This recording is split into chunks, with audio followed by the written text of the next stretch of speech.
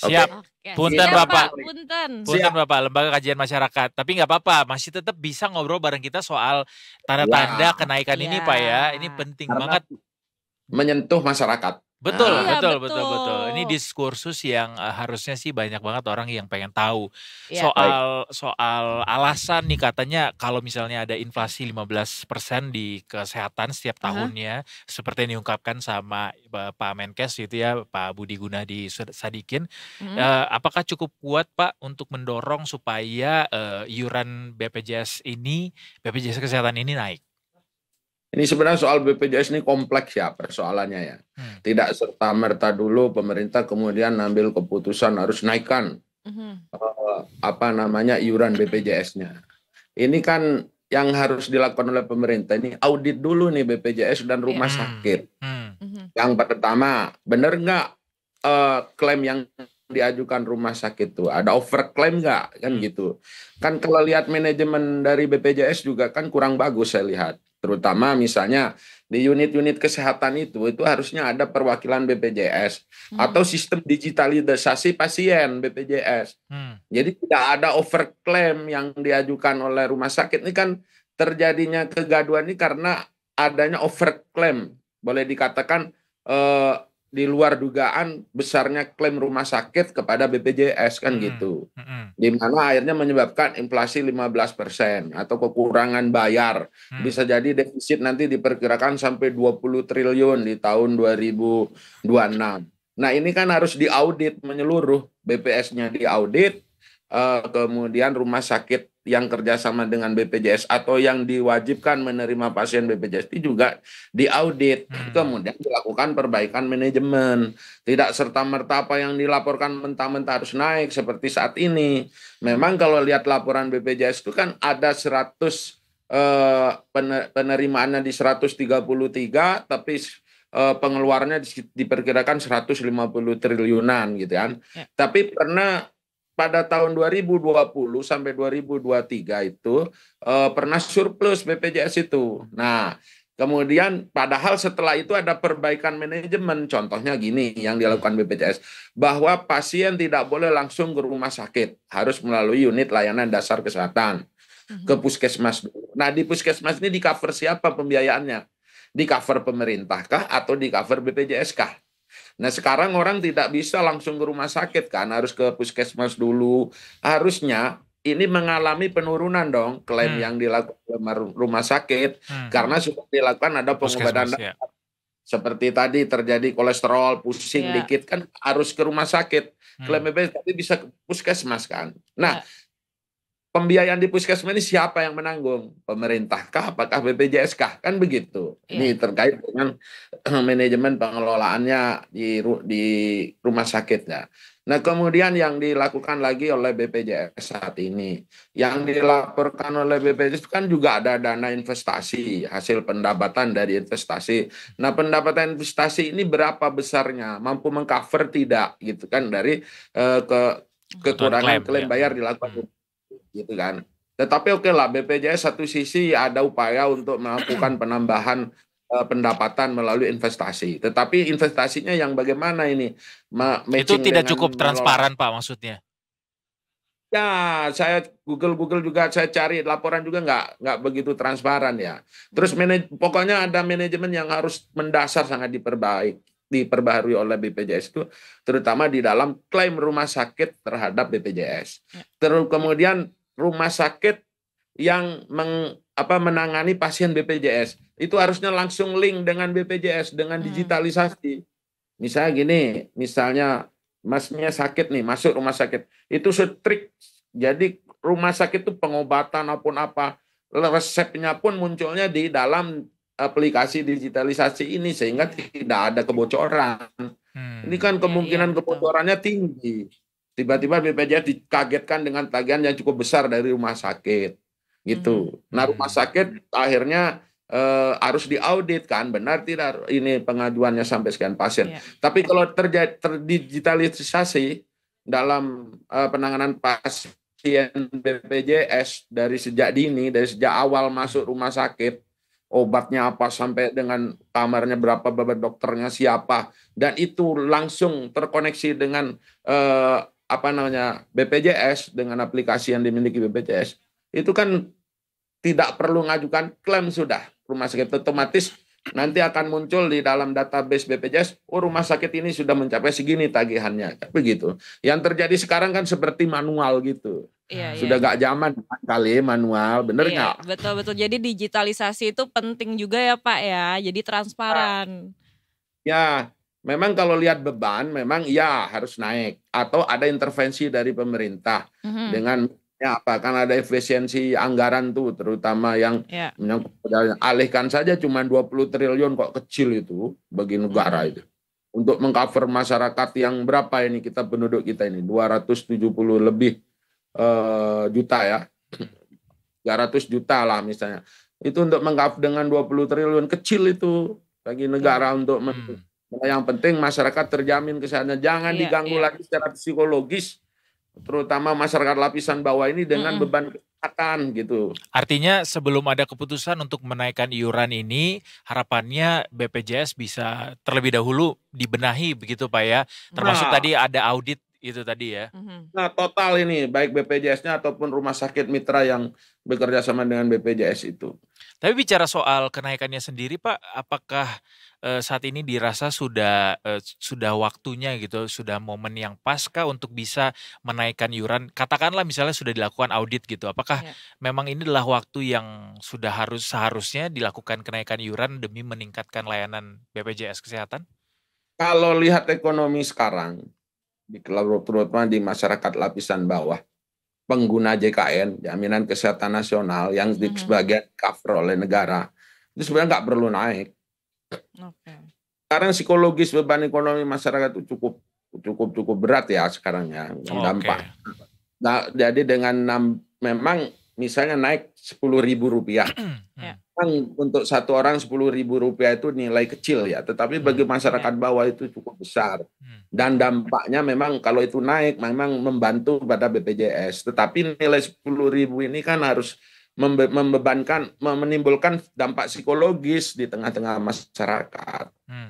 Dan pemerintah ini yang harus saya kritik nih, semuanya ini dalam mengeluarkan kebijakan itu jarang melakukan analisa dampak sosialnya. Jebret aja tiba-tiba dikagetkan dengan kenaikan ini gitu loh. Jadi harusnya pemerintah itu dalam mengambil keputusan harus ada analisa dampak sosialnya. Sehingga apa? Kebijakan yang dihasilkan, keputusan yang dihasilkan itu mampu meredam emosi dan dampak psikologi masyarakat gitu.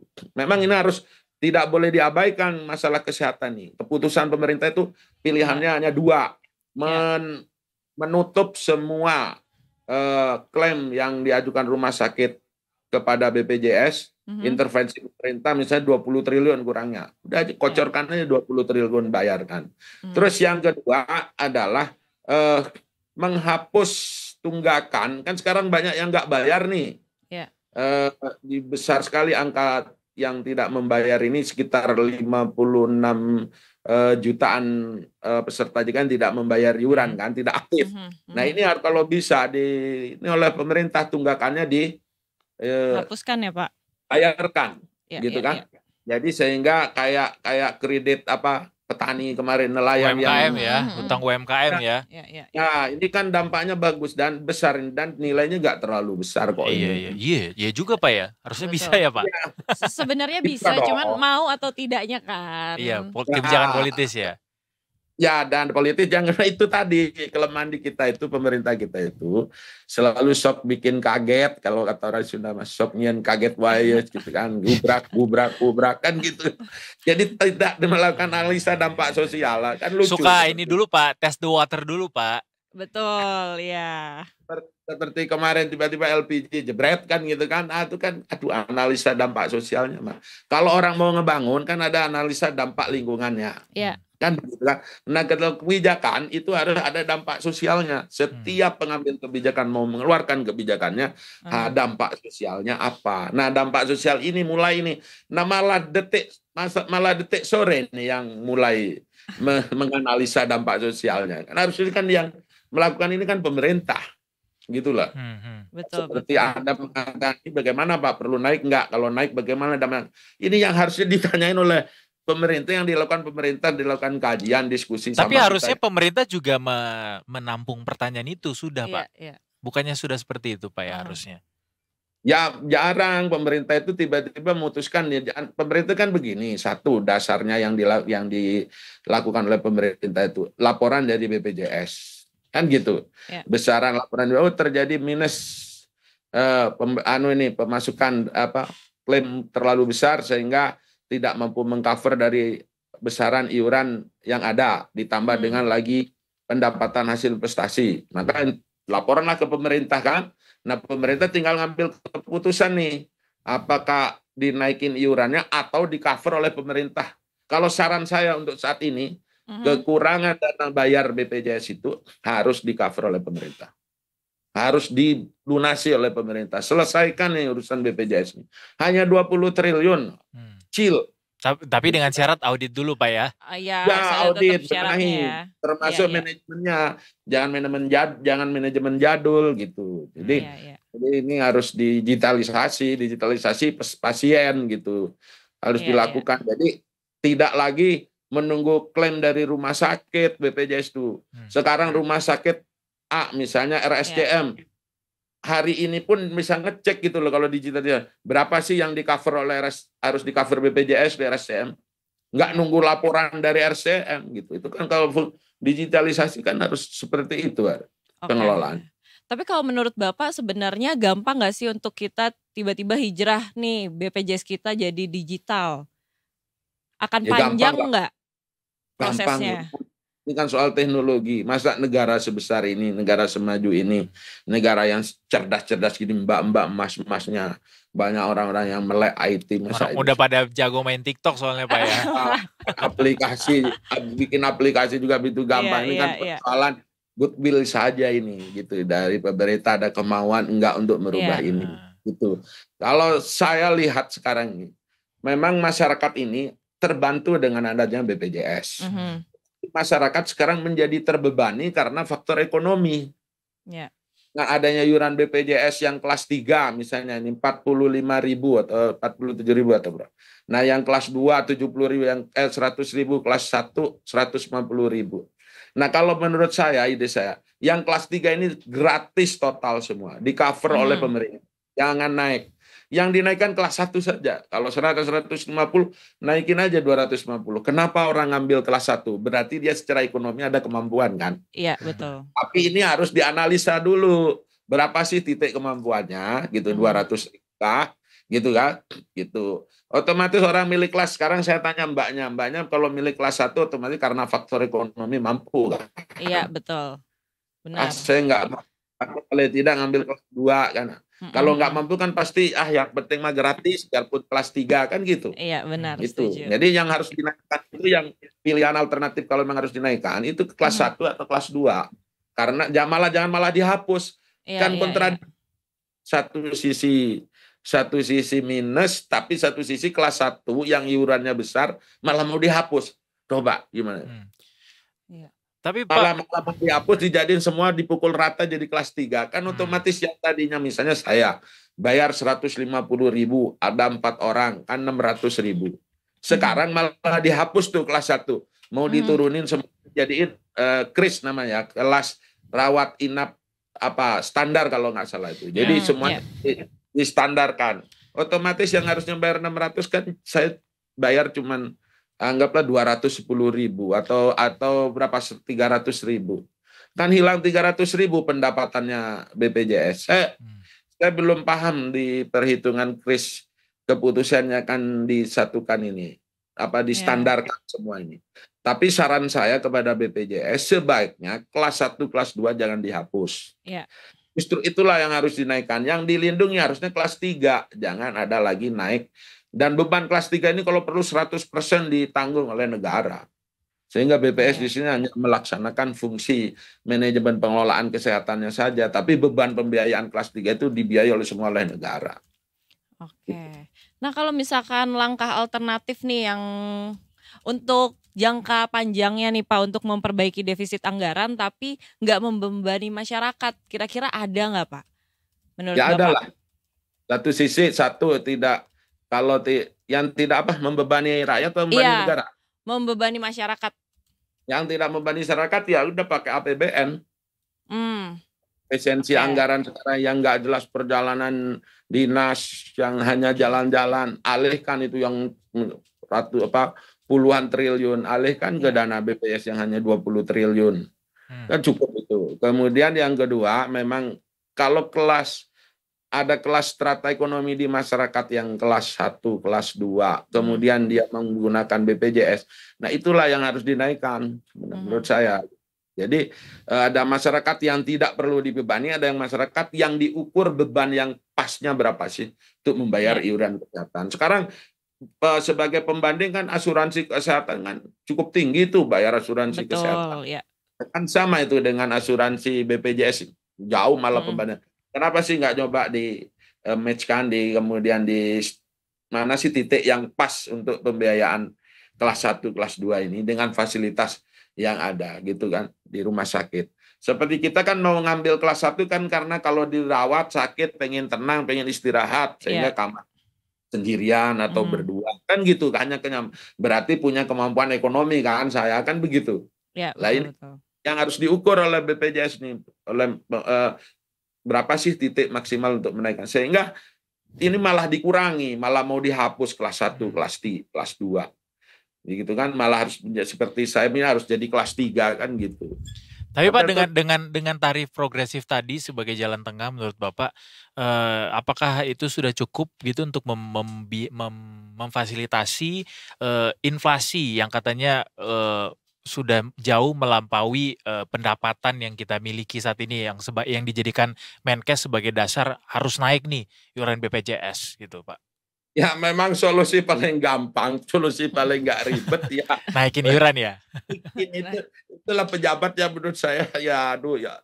Saya berpikirnya ya saya ini kok pejabat setengah pengusaha itu ya begini gitu. Kadang-kadang yang penting nggak rugi kan untuk, tetapi harusnya ada rasa yang harus dimiliki Menteri Kesehatan kita ini. Memang backgroundnya pengusaha sih, kalau background kalau ini rugi ya naikin harganya kan. Bangkir Pak. Bangkir ya. Harusnya kan harus punya rasa bagaimana beban yang harus inilah analisa dampak sosialnya itu loh, Menkes harus disodorkan. Ini loh analisa dampak sosial jika BPJS naik itu. Gitu loh. Bapak mau nggak ngambil ini kan gitu. Sebenarnya persoalan ringan menurut saya. 1, perbaiki manajemennya. 2, cover oleh negara kekurangan pembayaran atau kekurangan anggaran di BPJS ini. Itu kan perbaiki manajemen ini menyeluruh nih. Sehingga nanti ketemu titik berapa sih beban negara yang harus mengcover besarnya anggaran ini setelah dilakukan perbaikan di dalam manajemen pengelolaan pasien BPJS gitu. Ada perbaikan manajemen pengelolaan pasien BPJS, ada perbaikan di manajemen BPJS-nya sendiri. Nah, pengelolaan pasien BPJS itu yang melakukan siapa? Rumah sakit. Gitulah. Sekarang coba kemungkinan bocor ada nggak kalau sistemnya manual? Ada banget. Betul. Besar sekali. Iya. Nah, bocor itu ada. Nah, kenapa? Nah, sekarang digitalisasinya kalau saya lihat kalau masuk rumah sakit itu kan tidak langsung. Tapi ditulis, ini pasien coba ke sana dulu, lapor dulu ke BPJS, lapor. Baru diinput datanya. Harusnya sudah dokter masuk ke ruang ke pasien, sudah bukan lagi pakai kertas, tapi sudah pakai alat digitalisasi, langsung link dengan BPJS, ini pasiennya berarti harus pakai aplikasi ini. Si Ahmad sakit ini, hari ini perkembangan obat-obatannya ini, obatnya ini. Besarnya biaya sudah otomatis juga muncul. Itu. Jadi lebih simpel juga ya Pak ya sebenarnya kalau misalkan udah digitalisasi gitu. Ya, dan bisa mengurangi kebocoran-kebocoran yang sangat besar. Itulah. Makanya harus dilakukan perbaikan dan kenaikan ini harus dipikir ulang oleh negara. Kalau saya tidak setuju, tetapi tapi BPJS harus tetap hidup. BPJS harus tetap ada dan BPJS gitu ya. Maka negara harus intervensi. 20 Ya. triliun, 50 triliun bagi negara untuk kesehatan seluruh masyarakat Indonesia kecil. Iya. Untuk kesehatan Pak ya. Untuk Ya benar, kesehatan, benar. soalnya kan Meskipun kesehatan lagi penting. pada hemat-hematan nih semuanya, Iya, tapi betul. untuk 50 triliun bagi dana kesehatan mestinya bukan sesuatu yang berat gitu Iya. untuk negara. Kalau untuk rakyat jangan hemat dong. Ini kan untuk rakyat, Iya, bukan untuk Benar. ASN. Nah Betul. kalau Iya, untuk iya. ASN jalan-jalan, rapat sini, dapat honor lagi, ah, itu yang harus dicoret tuh. baik. Itu setuju kita. Nah, alihkan dana itu untuk mengcover yang langsung menyentuh kebutuhan masyarakat gitu. Baik. Betul. Siap.